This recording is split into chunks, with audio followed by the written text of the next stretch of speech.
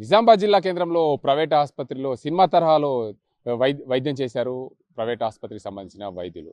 నిజామాబాద్ జిల్లా నవిపేట మండలం నిజాంపూర్కు చెందిన పిట్ల నారాయణ వారం రోజుల క్రితం నిజామాబాద్ జిల్లా కేంద్రంలోని మెడికోర్ ఆసుపత్రిలో జాయిన్ అయ్యారు. గుండె నొప్పితో ఆయనకు చికిత్స అందించేందుకు వైద్యులు కూడా ముందుకొచ్చారు. అయితే వైద్యం అందించేందుకు ఆరోగ్యశ్రీ వర్తిస్తుందని చెప్పినప్పటికీ కూడా ఆరోగ్యశ్రీ కింద ఆపరేషన్ చేశారు.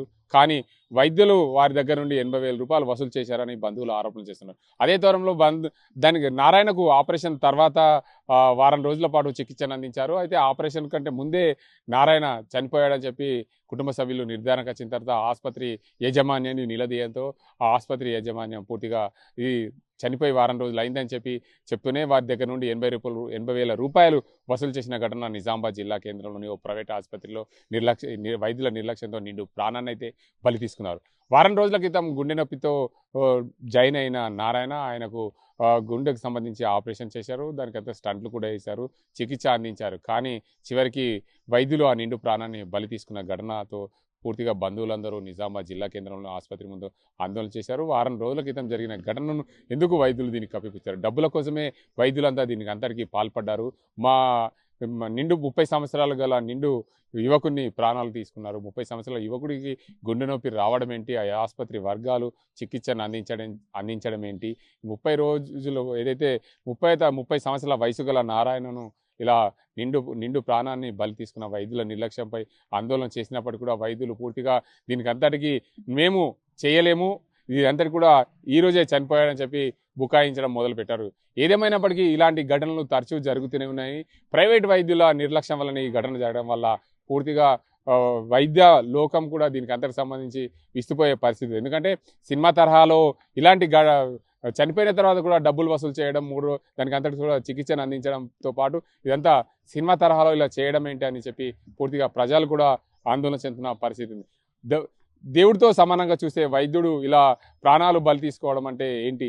ఒక మనిషి నిండు ప్రాణాలను పోయాల్సిన వైద్యుడే నిండు ప్రాణాలను బలి తీసుకున్న తర్వాత డబ్బులు వసూలు చేయడం ఏంటి అని చెప్పి పూర్తిగా ఆందోళన చెందిన పరిస్థితి. ఏదేమైనప్పటికీ నిజామాబాద్ జిల్లాలో జరిగిన ఈ ఘటనకు పూర్తిగా ప్రజలందరూ విస్తుపోయే పరిస్థితి ఉంది. ఎందుకంటే నిజామాబాద్ ఆసుపత్రి ఎదుట ధర్నా నిర్వహించారు.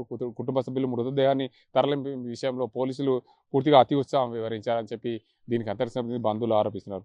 నిజామాబాద్ జిల్లా కేంద్రంలో తరచూ ఇలాంటి ఘటనలు ప్రాణాలు గాల్లో కలుస్తున్నప్పటికీ కూడా వైద్యానికి సంబంధించి IMA సంబంధించి కూడా వీరిపైన ఎలాంటి చర్యలు తీసుకోవడం లేదని చెప్పి కుటుంబ సభ్యులు ఆరోపణలు చేస్తున్నారు. నిజామాబాద్ జిల్లా ఎల్లమ్మగుట్టలోని ఉన్న ఈ ప్రైవేట్ ఆసుపత్రి గత కొన్ని రోజుల క్రితం కూడా ఇలాంటి ఘటనలు ఎన్నో జరిగాయి. దీనికి అంతటికి సంబంధించి కూడా ఇలాంటి ఘటనలు జరుగుతున్నప్పుడు కూడా ఎక్కడ కూడా వైద్యులపై చర్యలు తీసుకోవడం లేదు. ఎందుకంటే వారికి ఉన్న ఒక చట్టాన్ని లొసుగు ఆసరగా తీసుకొని వారు అందరూ ఇలాంటి ఘటనలకు పాల్పడుతున్నారు. ఎందుకంటే ఆసుపత్రి ధ్వంసం చేస్తే దానికి అంతటికి సంబంధించి ఎవరైతే ధ్వంసం చేశారో వారిపైన కేసులు నమోదు చేస్తారు. కాబట్టి ఆందోళన చేసినప్పుడు కూడా పోలీసులు అతి ఉత్సాహం వివరించి ఈ ఘటనకు సంబంధించి ఎలాంటి కేసు నమోదు చేయడం కూడా బాధాకరం అని చెప్పి బంధువులు అంటున్నారు.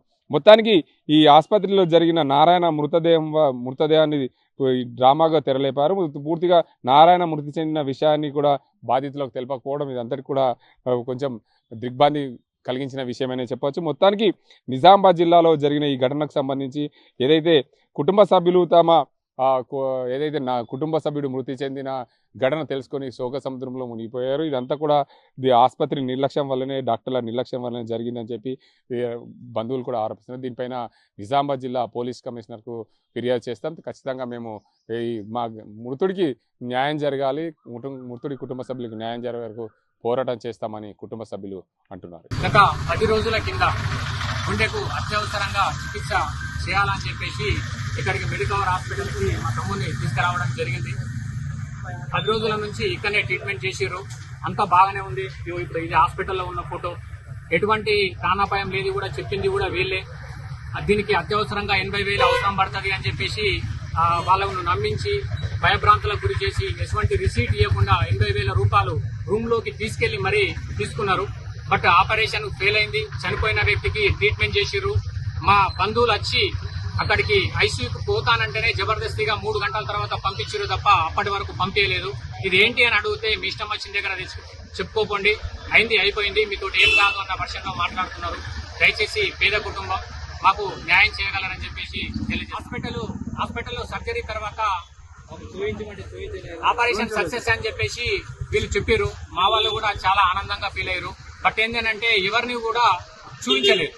అయితే వేరే పేషెంట్లకు కూడా ఆపరేషన్ జరిగింది, వాళ్ళ వద్దకు బంధువులు వెళ్తున్నారు, మేమెందుకు వెళ్ళొద్దు అన్న ఉద్దేశం మా వాళ్ళు కొంచెం గట్టిగా మాట్లాడేసరికి లోపలికి వెళ్ళినాము. లోపలికి వెళ్ళేసరికి మానిటర్ పనిచేయడం లేదు. ఎందుకు పనిచేయడం లేదు అని చెప్పి సిస్టర్కి అడిగితే ఆమె నాకేం తెలియదు, డాక్టర్ గారికి చెప్పాలని చెప్పి డాక్టర్ గారిని తీసుకొచ్చారు. అప్పుడు డాక్టర్ ఏమంటున్నారనంటే బీపీ డౌన్ అయిపోయింది, రక్తం ఎక్కించాలా, ఎమర్జెన్సీ ఉన్నది అని చెప్పేసి అప్పుడు చెప్తా ఉన్నారు. కాబట్టి ఇదంతా ప్రీ ప్లాన్డ్ గా జరిగింది.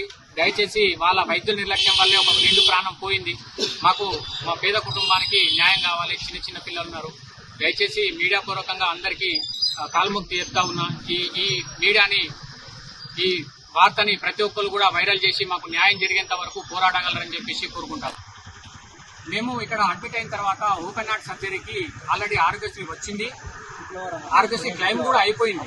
ఆపరేషన్ చేయాలని చెప్పేసి చెప్పారు. బట్ ఏంటంటే తర్వాత వీళ్ళు వేరే విధంగా గేమ్ క్రియేట్ చేసి హార్ట్ లో మొత్తం బ్లాక్ అయిపోయింది. దీనికి ఎక్స్ట్రాగా 80,000 అవసరం అయితే, బట్ ఏంటంటే మీరు సెల్ఫ్ గా పెట్టుకుంటానంటే దానికి కూడా మేము ఎటువంటి రిసీట్ ఇవ్వమని చెప్పి భయప్రాంతులకు గురి చేసి వాళ్ళు డబ్బులు ఒక రూమ్ లోకి తీసుకెళ్లి సీసీ కెమెరాలకు చిక్కని విధంగా రూమ్ లోకి తీసుకెళ్లి మరి డబ్బులు తీసుకోవడం జరిగింది. దయచేసి మళ్ళీ ఇంకో విషయం ఏంటంటే ఫోన్ పే కొడతా అంటే కూడా డబ్బులు మేము తీసుకోము, లిక్విడే కావాలి అని చెప్పేసి రూమ్ లోకి తీసుకెళ్లి ఆ డబ్బులు తీసుకున్నారు. ఇదంతా ఒక ప్రీ ప్లాన్డ్ గా జరిగింది అని చెప్పేసి మేమందరం నిరసన తెలియజేస్తున్నాం. డబ్బులు తీసుకున్న అతను మెడికవర్ హాస్పిటల్ సిబ్బంది మధు, ఆయననే తీసుకోవడం జరిగింది. అసలైన తొలి వెలుగు. ఫాలో వాట్సాప్ @తొలి వెలుగు official.